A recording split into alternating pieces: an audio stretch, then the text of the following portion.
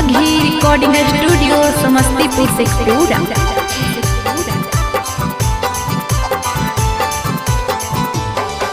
कुंवर में कहीं कवन कमलर कोर होना गे, कुंवर में कहीं कवन कमलर कोर होना गे।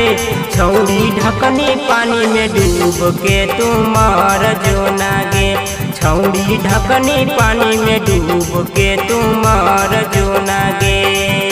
छोटे हलौ चीजवा कैसे नहर कैना गे, छोटे छोटे चीजवा कैसे नहर कैना गे।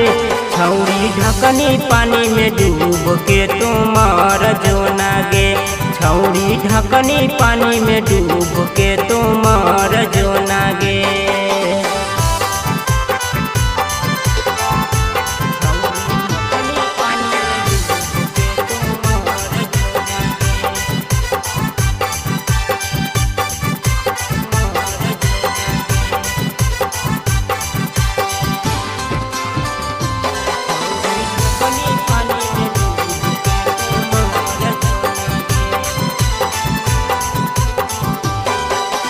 के करतौ बियाहवा छौड़ी कहीं ऐसन काम गे, माई बाबू के इज्जत कहीं बदनाम गे। के करतौ बियाहवा छौड़ी कहीं ऐसन काम गे, माई बाबू के इज्जत कहीं बदनाम गे। केतनो समझाबो हलियौ सुधर जोना गे, केतनो समझाबो हलियौ सुधर जोना गे। छौड़ी ढकनी पानी में डूब के तुम मर जोना गे, छौड़ी ढकनी पानी में डूब के तुम मर जोना गे।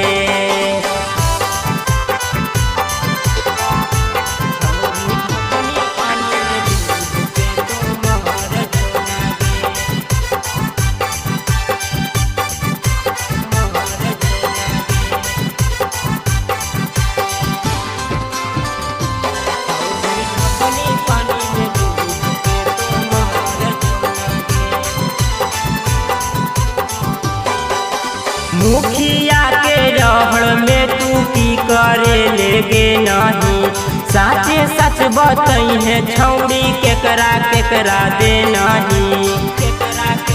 हे गे मुखिया के रहड़ में तू की करे लेगे नहीं, साचे सच बतई है छौड़ी केकरा केकरा दे नहीं। गुड्डू दीवाना कैल कौ मना तलड़ के ना गे,